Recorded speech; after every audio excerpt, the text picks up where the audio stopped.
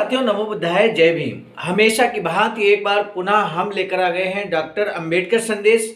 आज का डॉक्टर अंबेडकर संदेश में बाबा साहब का क्रांतिकारी स्पीच हम शुरू करें इससे पहले आप सभी को तथागत बुद्ध की जयंती के अवसर पर बहुत बहुत शुभकामनाएं, बहुत बहुत मंगल कामनाएं प्रेषित करते हुए हम आपको बता दें, आज बुद्ध जयंती के अवसर पर जो बाबा साहब का स्पीच हम आपके समक्ष लाने वाले हैं वो स्पीच है 27 अक्टूबर 1951 का, जो बाबा साहब ने पंजाब के जालंधर में दिया था। आज के स्पीच में आप देखेंगे, यदि आप जानना चाहते हैं कि बाबा साहब का समर्पण समाज के प्रति कितना था, तो बाबा साहब स्वयं आज के इस स्पीच में स्पष्ट करते हैं कि किस तरह से समाज के प्रति समर्पण और बलिदान करते हुए मैंने कितना त्याग किया है। ये बाबा साहब स्वयं अपने ही शब्दों में आज के डॉक्टर अंबेडकर संदेश में आप देखेंगे। सामान्य साथियों, हम आपको बता दें, बाबा साहब का सारा मूवमेंट, पूरे जीवन संघर्ष को अगर जानना हो तो आज का स्पीच मिस मत कीजिएगा, आज का स्पीच स्किप मत कीजिएगा। ये निवेदन है हमारा आपसे। जितना बड़ा स्पीच होता है बाबा साहब का, जितना बड़ा डॉक्टर अंबेडकर संदेश होगा, ये मान कर चलिए कि उतना ही बड़ा संदेश यहाँ पर आपको मिलने वाला है। आज का स्पीच अब तक का सबसे बड़ा स्पीच है बाबा साहब का। अब तक जो भी हम डॉक्टर अंबेडकर संदेश के माध्यम से बाबा साहब के स्पीच आप तक लाए हैं, उनमें सबसे बड़ा स्पीच बाबा साहब का लेकर हम उपस्थित हैं आवाज का ऑफिशियल यूट्यूब चैनल के माध्यम से। अब हम शुरू करेंगे इस निवेदन के साथ कि आप इस वीडियो को जब भी आपको वक्त मिले, जब भी समय मिले, पूरा स्पीच को देखिएगा, पूरा स्पीच को सुनिएगा। डॉक्टर अंबेडकर संदेश को अब हम शुरू करते हैं।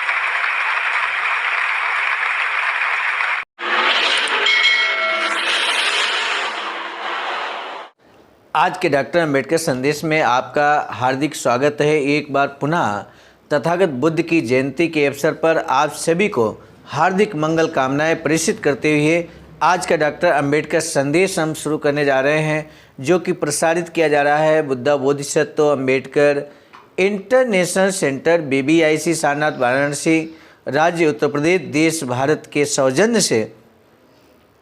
विषय, मैं उस चट्टान की भांति हूँ जो पिघलती नहीं बल्कि नदियों की दिशा बदल देती है। ये बाबा साहब का क्रांतिकारी संबोधन हम आप तक लेकर आए हैं। बाबा साहब डॉक्टर अंबेडकर संपूर्ण वाङ्मय, खंड 37, पृष्ठ संख्या 393। सामान्य साथियों, एक बार पुनः निवेदन है कि आज का डॉक्टर अंबेडकर संदेश काफ़ी बड़ा है, लेकिन हम आपसे निवेदन है कि आप कंप्लीट मैसेज अगर जानना चाहते हैं, बाबा साहब के पूरे जीवन संघर्ष को जानना चाहते हैं, बाबा साहब के ही शब्दों में, बाबा साहब के हूबहू भाषण को लेकर हम आप तक उपस्थित हैं। पंजाब में दिया गया ये स्पीच आप तक पहुंचाने की कोशिश में है। सामान्य साथियों, इसीलिए आपसे निवेदन है कि वीडियो को अंत तक जरूर देखिएगा। बाबा साहब कहते हैं, बोधिसत्व बाबा साहब डॉक्टर भीमराव अंबेडकर ने चुनाव अभियान के दौरान 27 अक्टूबर 1951 को रामदासपुर, जालंधर, पंजाब में भाषण दिया। उन्होंने कहा, प्यारे भाइयों और बहनों, मुझे पहले भी पंजाब का दौरा करने का ख्याल आया था, लेकिन मैं यहाँ नहीं आ सका और मुझे ज्ञात हुआ है कि जालंधर में अनेक लोग एकत्र हुए थे और ये देखकर निराश हुए थे कि मैं वहाँ नहीं आया। आशा है कि आप सबको जो असुविधा हुई उसके लिए मुझे माफ़ कर देंगे। बाबा साहब देखिए यहाँ पर किस तरह से बात को कह रहे हैं कि जब एक कार्यक्रम लगा था इससे पहले बाबा साहब का आने का, लेकिन वो नहीं पहुँच पाए थे और माफ़ी भी मांग रहे हैं बाबा साहब समाज से, तो ये बहुत बड़ी बात है। बाबा साहब क्या कहते हैं कि हालांकि मेरे यहाँ न आने से बहुत सारे लोगों को बहुत अधिक असुविधा हुई, लेकिन मैं असहाय था और ऐसा निम्नलिखित कारणों से हुआ था। पहला, कांग्रेस पार्टी की सरकार में अपने 4 वर्षों के दौरान मेरे पास सरकारी काम का बहुत अधिक बोझ रहा और मुझे यहाँ आने का समय नहीं मिला। बाबा साहब कहते हैं कि दूसरा कारण ये था कि इन सब वर्षों में मेरा स्वास्थ्य भी ठीक नहीं रहा और अब भी बहुत ठीक नहीं है। तीसरा, मुझे पूरे भारत के बहुजन चाहते हैं कि मैं पूरे भारत का दौरा करूं और उनसे बात करूं, लेकिन आप भली बात समझ सकते हैं कि हमारा देश इतना बड़ा महाद्वीप है कि एक आदमी के लिए 2 वर्ष में भी पूरे देश का दौरा करना संभव नहीं है। इसलिए मैं लोगों की इच्छा पूरी नहीं कर सका और अब जब वे मुझे चाहते हैं तब मैं यहाँ नहीं आ सका, इसलिए मैं चाहता हूँ कि हमारे सभी लोग अपने पैरों पर खड़े हो जाएं और संगठित हों, ताकि वे मेरी सहायता के बिना तूफान का मुकाबला कर सकें और मुझ पर बहुत ज़्यादा जोर न डालें। व्यक्ति को 55 वर्ष की आयु के पश्चात राजनीति छोड़ देनी चाहिए, क्योंकि सरकार में 55 वर्ष की आयु के बाद सरकारी सेवक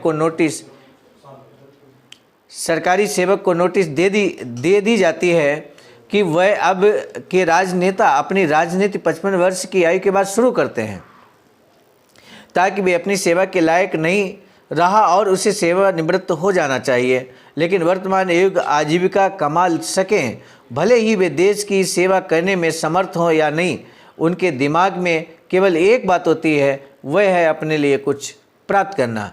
मेरा कोई स्वार्थ नहीं है।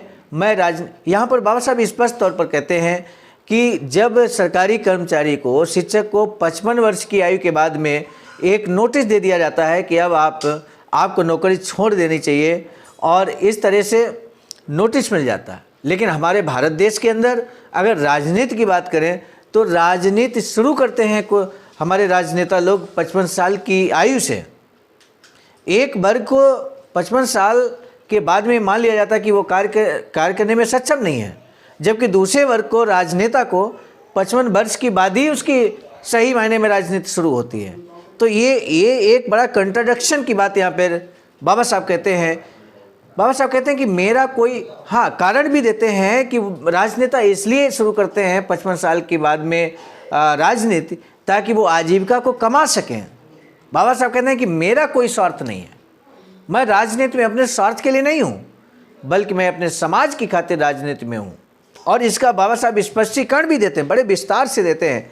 आज का डॉक्टर अम्बेडकर संदेश इसीलिए तो खास होने वाला है कि बाबा साहब इन सभी बातों के प्रश्नों का किस तरह से सटीक जवाब देते हैं, आज के डॉक्टर अम्बेडकर संदेश में हम आपको बताने वाले हैं। बाबा साहब कहते हैं कि मैं 1920 में राजनीति में आया था, और तब से लेकर मैंने राजनीति में जो भाग लिया, और इस समय तक मैं लगभग अपने जीवन के 30 वर्ष अपने काम की सेवा में बिता चुका हूँ। 1951 का स्पीच है सामान्य साथियों। बाबा साहब कहते हैं हालांकि मैं राजनीति छोड़ना चाहता हूँ, लेकिन समाज को संगठित करने की आवश्यकता को सोचकर मैं राजनीति में रहने के लिए बाध्य हूँ। इन 30 वर्षों में से 8 वर्ष मैं सरकार का सदस्य रहा। मैं नहीं जानता कि कोई ऐसा राजनेता है जो लगातार इतने लंबे समय तक राजनीति में रहा हो। मैं 8 वर्ष सरकार में रहा, और यदि मैं चाहता तो हमेशा रह सकता था। मुझे इसका कोई अभिमान नहीं है। मैं जानता हूँ कि मेरी योग्यताओं को देखते हुए यदि मैं वहाँ रहना चाहूँ तो मुझे कोई निकाल नहीं सकता। लेकिन अपने समाज के लक्ष्य के कारण मुझे कांग्रेस सरकार की सदस्यता से त्यागपत्र देना पड़ा है। 27 अक्टूबर 1951 का स्पीच हम आप तक पहुंचा रहे हैं। इससे पहले ही बाबा साहब ने कानून मंत्री के पद से इस्तीफा दे दिया था कांग्रेस सरकार से। तो यही बात बाबा साहब यहाँ पर कहते हैं कि मैंने कांग्रेस सरकार की सदस्यता से त्यागपत्र दे दिया। मैं आप लोगों को भरोसा दिलाना चाहता हूँ कि मैं जहाँ कहीं भी जाता हूँ, मेरे मन में मानव और बहुजनों की भलाई हमेशा रहती है। जब मैं पीएचडी की डिग्री लेकर इंग्लैंड से आया था तो भारत में किसी के पास ऐसी योग्यता नहीं थी। ये बाबा साहब के शब्द हैं। इसलिए जब मैं बम्बई पहुंचा और उस मोहल्ले में रहने लगा जहां से मैं गया था, तो बम्बई सरकार ने बड़ी कठिनाई के बाद मेरा घर ढूंढा, क्योंकि कोई भी नहीं जानता था कि मैं कहाँ रहता हूँ। वह एक अनजान जगह थी, और सरकार ने मुझसे पॉलिटिकल इकोनॉमी के प्रोफेसर का पद स्वीकार करने के लिए कहा, लेकिन मैंने इनकार कर दिया। यदि मैं वह पद स्वीकार कर लेता तो मैं कम से कम पब्लिक इंस्ट्रक्शंस का निदेशक होता। सोचिए सम्मानित साथियों, कितना बड़ा त्याग किया बाबा साहब ने हम सभी के लिए। हमारे मान सम्मान, हम सभी लोग मान सम्मान स्वाभिमान के साथ जी रहे हैं ना, तो ये त्याग बाबा साहब का है। इस बात को हमें समझना होगा। बाबा साहब स्वयं इस बात को कहते हैं कि सरकार ने मुझसे पॉलिटिकल इकोनॉमी की प्रोफेसर का पद स्वीकार करने के लिए कहा, लेकिन मैंने इनकार कर दिया।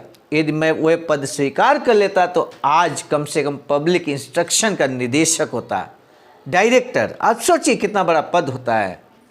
मैंने उस पद को लेने से इसलिए इनकार कर दिया क्योंकि मेरे मन में अपने समाज की सेवा की उत्कट भावना थी। जो मैं उस नौकरी में रहकर नहीं कर सकता था। आप सभी जानते हैं कि कोई भी सरकारी सेवक अपने समाज की सेवा नहीं कर सकता,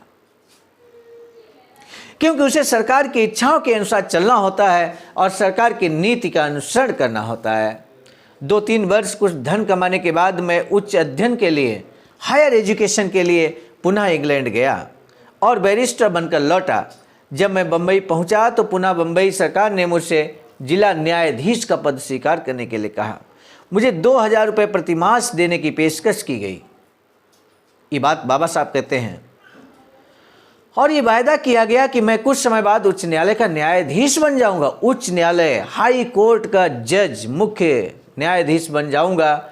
लेकिन मैंने उसे भी स्वीकार नहीं किया। हालांकि उस समय अन्य स्रोतों से मेरी आय केवल 200 रुपये थी और 2000 रुपये की पेशकश यहाँ पर की गई।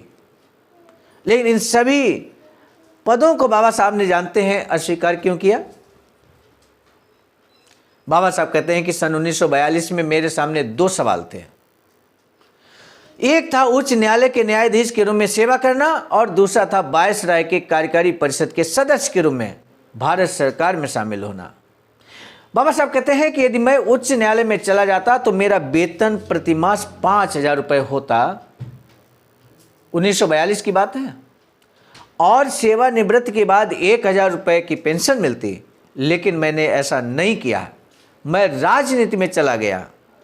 मेरा जन्म साधारण घर में हुआ है। चतुर्वर्ण का दंश अपमान मैंने झेला है और मैं बहुजनों का उद्धार करके ही मरूंगा। अतः बहुजनों और मेरे समाज का लक्ष्य मेरे लिए सर्वोपरि है। ये बाबा साहब कहते हैं। उस समय का 5000 रुपये आज की डेट में अगर आप कंपेयर करेंगे, आप अंदाजा लगा सकते हैं इस बात का, निश्चित रूप से अंदाजा लगा सकते हैं। बहुत बड़ी रकम, अकल्पनीय हम कह सकते हैं। ऐसी रकम को ठोकर मार दी बाबा साहब ने अपने समाज के लिए। सम्मानित साथियों, आज वो समय आ गया है कि बाबा साहब के चलाए गए मूवमेंट, बाबा साहब के मिशन, अधूरे मिशन को पूरा करने का समय आ गया है। अगर बाबा साहब ने हम सब के स्वाभिमान सम्मान के लिए अपना जीवन समर्पित कर दिया तो क्या हम भी बाबा साहब का अधूरा मिशन पूरा नहीं कर सकते? इसे हमें विचार करना होगा, अमल करना होगा। बाबा साहब कहते हैं कि मैं किसी पार्टी या संगठन में शामिल नहीं हुआ, मैं स्वतंत्र रहा। जब मैं सरकार में था तो मैं अपने लोगों के प्रति सच्चा रहा। बहुत से लोग सोचते हैं कि मैं कांग्रेस पार्टी में शामिल हो गया हूं क्योंकि मैंने कांग्रेस सरकार में कैबिनेट मंत्री का पद स्वीकार कर लिया था।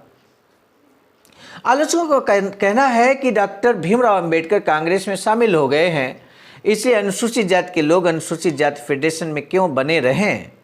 इस बारे में मैंने लखनऊ में स्पष्ट किया था कि मिट्टी और पत्थर 2 भिन्न चीज़ें भी आपस में कभी मिश्रित नहीं हो सकते।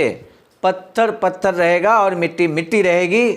मैं एक चट्टान की तरह हूँ जो पिघलती नहीं बल्कि नदियों की दिशा बदल देती है। ये बात बाबा साहब कहते हैं। कहने का तात्पर्य है कि बाबा साहब कहते हैं कि हम चाहे कांग्रेस पार्टी में रहें या किसी राजनीतिक दल में रहें, हम किसी सरकार का हिस्सा रहें, लेकिन हम चट्टान की तरह हैं, पिघलते नहीं बल्कि नदियों की दिशा बदल देते हैं। बाबा साहब कहते हैं कि मैं कहीं भी रहूं, मैं किसी के भी साथ रहूं, मैं कभी भी अपनी पृथक पहचान नहीं खोऊंगा। यदि कोई मेरा सहयोग मांगेगा तो मैं अच्छे काम के लिए प्रसन्नतापूर्वक सहयोग दूंगा।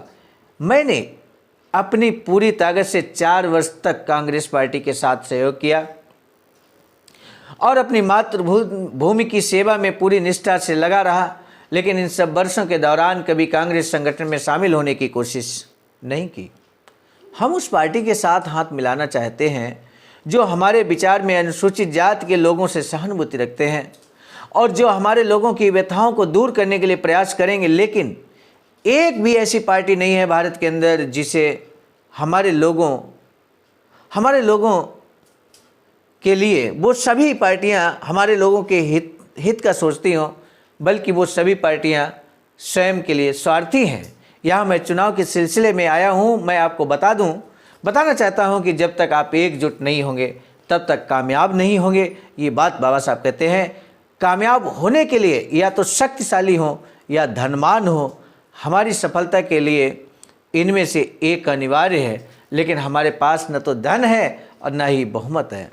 मारवाड़ियों और जो भी चीज़ खरीद सकते हैं वे धन से पुलिस एवं न्यायालय को भी खरीद सकते हैं। बनियों के पास शक्ति नहीं है लेकिन उनके पास धन है, इसलिए वे धन से कोई ताकत, कोई हमारे लोगों के पास न तो शक्ति है न ही धन है।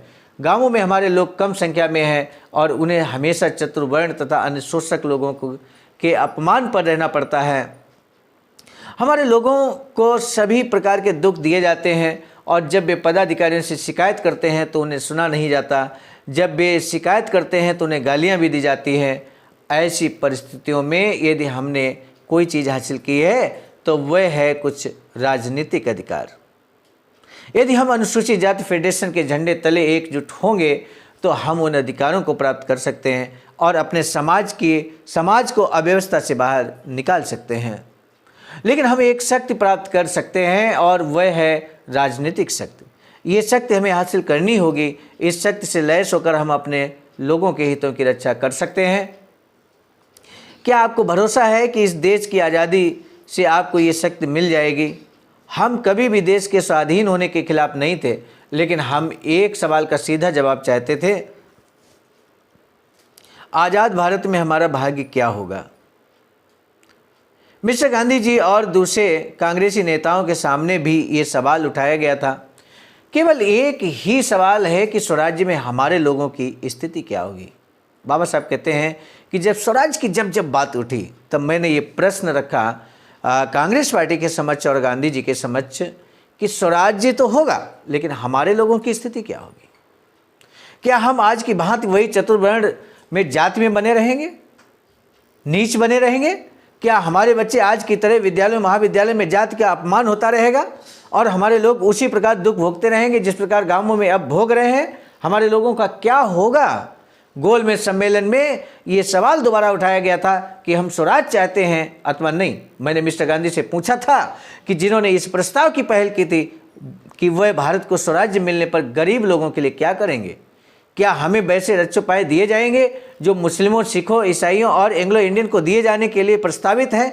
लेकिन जब 1932 में अनुसूचित जाति के लोगों को एवं बहुजन प्रथा का अधिकार दिए गए, दोहरा मताधिकार दिया गया, तो मिस्टर गांधी जी ने तब तक आमरण अनशन शुरू कर दिया था जब तक कि अनुसूचित जातियों के और बहुजनों पृथक निर्वाचक मंडल के उस उपबंध को निरसित नहीं कर दिया जाता।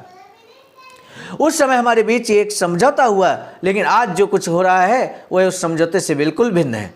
बाबा साहब कहते हैं उस समझौते का यहाँ पर एक तरह से उल्लंघन किया गया है। उस समय उन्होंने वादा किया था कि कांग्रेस के टिकट पर कोई भी उम्मीदवार अनुसूचित जाति फेडरेशन के उम्मीदवारों के खिलाफ खड़ा नहीं किया जाएगा। हम आरक्षित स्थानों पर अपने लोगों को भेजना चाहते हैं, लेकिन कांग्रेस पार्टी इसमें हस्तक्षेप कर रही है। वे हमारी आरक्षित सीटों पर उन लोगों को खड़ा करने की कोशिश कर रही है जो मूर्ख हैं और स्वार्थी हैं, जो सत्ताधारी पार्टी के पिट्ठू होंगे। जब कोई ब्राह्मण या बनिया कांग्रेस का टिकट मांगता है तो उसे एक सवाल पूछा जाता है कि वे जानना चाहते हैं कि पार्टी के लिए, अपने समाज के लिए क्या करेंगे।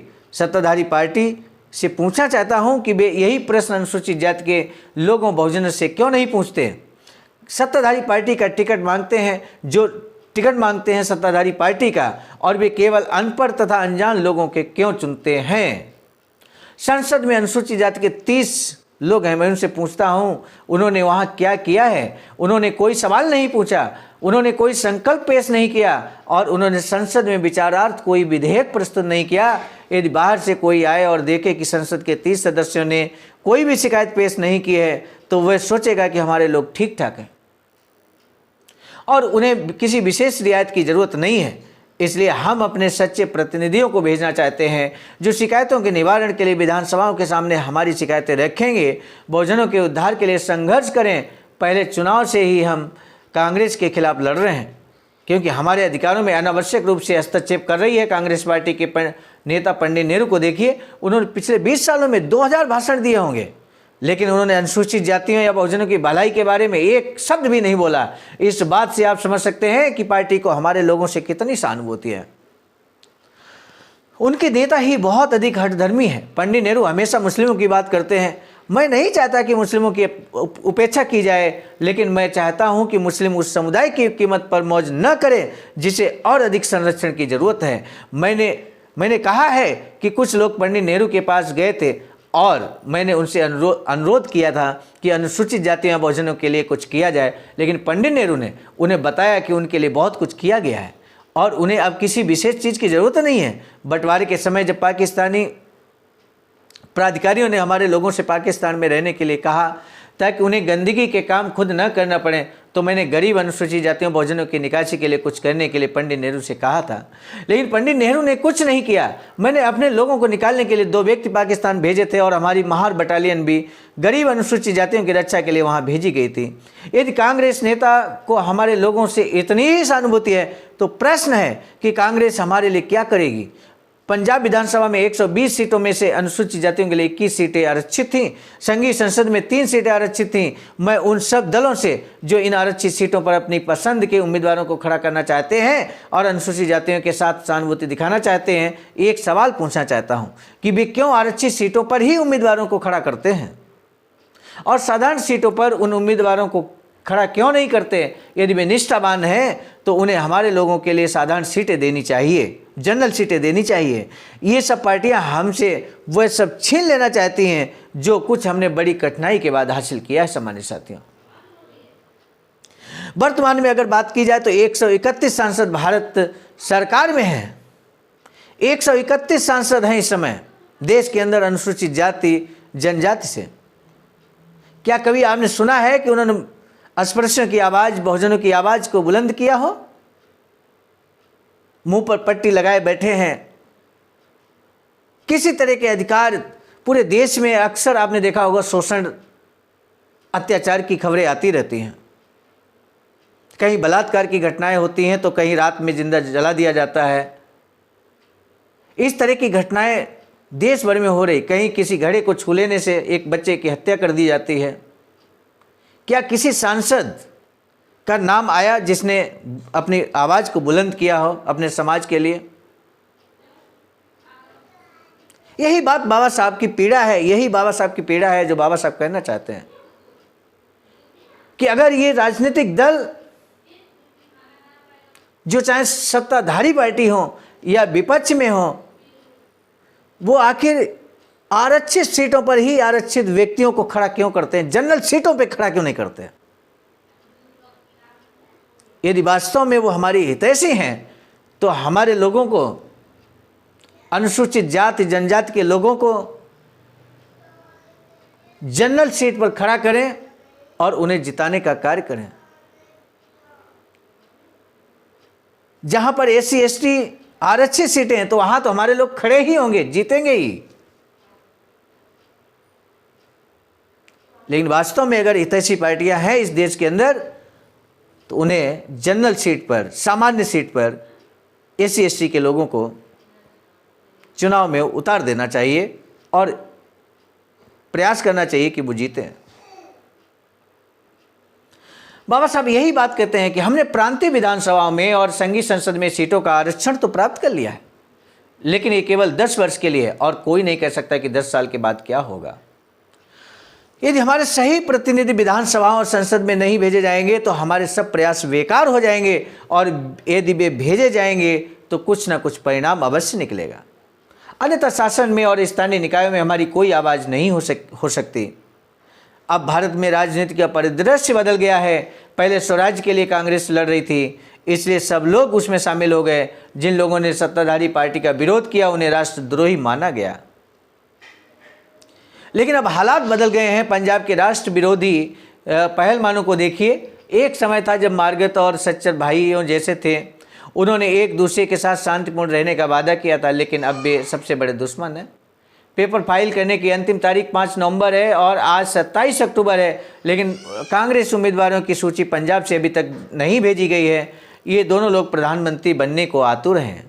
बिहार में भी यही हो रहा है। मैं ये देखकर चकित हूँ कि कांग्रेस जो विभाजन के समय इतनी ताकतवर थी, थोड़े ही समय में इतनी कमज़ोर हो गई है।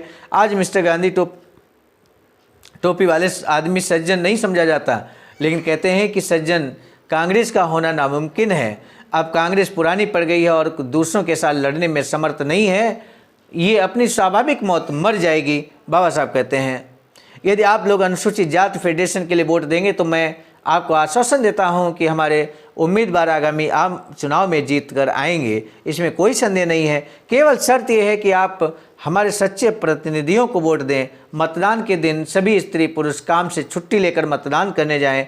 मतदान के प्रति बाबा साहब समाज का मार्गदर्शन करते ही मोटिवेट करते हैं। अनुसूचित जातियों के लिए सीटों का आरक्षण केवल 10 वर्ष के लिए है। मैं चाहता था कि ये आरक्षण तब तक रहे जब तक अस्पृश्यता एवं जाति है। भारत के अंदर जब तक छुआछूत है, जातियां हैं, तब तक आरक्षण रहना चाहिए, ये बात बाबा साहब कहते हैं।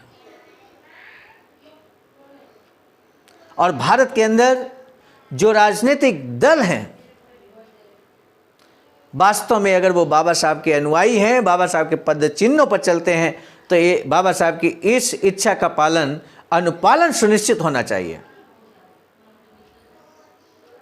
बाबा साहब कह रहे हैं ना, अनुसूचित जातियों के लिए सीटों का आरक्षण केवल 10 वर्ष के लिए है, लेकिन मैं चाहता था कि आरक्षण तब तक रहे जब तक कि अस्पृश्यता है, भारत में जातियां हैं। लेकिन कांग्रेस नेता स्वर्गीय वल्लभ भाई पटेल ने हमारा विरोध किया। इस प्रकार अन्य लोगों को भी जो समिति में थे सरदार वल्लभ भाई पटेल का पक्ष लेना पड़ा, क्योंकि वे लोग पटेल की पार्टी के थे। इसलिए हमें संसद विधानसभाओं में अपने सही प्रतिनिधि भेजने की कोशिश करनी चाहिए ताकि वे हमारे अधिकारों की रक्षा कर सकें, 10 वर्षों के बाद में भी आरक्षण प्राप्त करने की कोशिश कर सकें। जो लोग दूसरी पार्टियों से टिकट लेने की कोशिश कर रहे हैं वे ये भूल जाते हैं कि 10 वर्षों के बाद वे कहीं के नहीं रहेंगे। दूसरी कोई भी पार्टी उनसे नहीं कहेगी कि उनके टिकट पर खड़े हों। आज अन्य पार्टियां केवल हमारी वोट पाने के लिए और हमारी सीटें के लिए चिंतित हैं, न कि हमसे सहानुभूति रखने के लिए। सोचना होगा सम्मानित साथियों बाबा साहब के इन शब्दों को, क्या वर्तमान परिदृश्य में भी तो ऐसा नहीं है? जो पार्टियां बाबा साहब के अपने आप को अनुयायी घोषित करती हैं, तो वो कहीं ऐसा तो नहीं कि हमारे वोट लेने के चक्कर में ये सब काम कर रही हैं, या वास्तविक रूप में सहानुभूति रखती हैं। हमें विचार करना होगा, सोचना होगा और निर्णय लेना होगा। बाबा साहब कहते हैं कि जब विभिन्न पार्टियों को भिन्न भिन्न प्रतीक चिन्ह देने का समय आया तो हमारी पार्टी अर्थात अनुसूचित जाति फेडरेशन को भी एक अखिल भारतीय दल के रूप में माना गया। दूसरे दलों ने अपने लिए बैल, घोड़े, गधे आदि प्रस्तावित किए। आपकी सुविधा के लिए मैंने अपना प्रतीक हाथी बनाया। बहुजन समाज इस हाथी जैसी विशाल है। अपनी मतदान शक्ति का एहसास करना है, इस देश का शासक बने और अपना हाथी प्रतीक को लोग हमारी पार्टी के उम्मीदवारों को पहचानने में कोई कठिनाई महसूस ना करें। हाथी दूसरे जानवरों से भिन्न है, आसानी से पहचाना जा सकता है। ये बाबा साहब की राजनीतिक दल का अनुसूचित जाति फेडरेशन का चुनाव चिन्ह था हाथी। सम्मानित साथियों, वर्तमान में मानवर कांशीराम साहब के द्वारा स्थापित पार्टी का चुनाव चिन्ह आपको मालूम है, हाथी ही है। बाद में की सारी बातें यहां बाबा साहब ने स्वयं स्पष्ट किया है कि आप शासक बने। बहुजन समाज एक बड़ा समाज है और बहुजन समाज हाथी की तरह विशाल समाज है और वो चाहे तो अपने शासन सत्ता स्थापित कर सकता है। इस बार संचयी मतदान प्रणाली के स्थान पर वितरणी प्रणाली शुरू की गई है। जहां आरक्षित सीटें हैं वहां उस निर्वाचन क्षेत्र के मतदाता 2 वोट डाल सकते हैं, एक उस उम्मीदवार को जो आरक्षित सीट पर खड़ा है और दूसरा जो साधारण सीट पर खड़ा है। लेकिन हम एक ही आदमी को वोट नहीं दे सकते, इसलिए हमें किसी पार्टी के साथ गठजोड़ करना होगा जिसके मतदाता अपना दूसरा मत हमारे पक्ष में डालेंगे। जिस पार्टी के साथ हम समझौता करेंगे उसे कुछ ही दिनों में घोषित कर दिया जाएगा। आप उसी पार्टी को वोट दें, उसके बदले वह पार्टी हमारे उम्मीदवारों का समर्थन करेगी।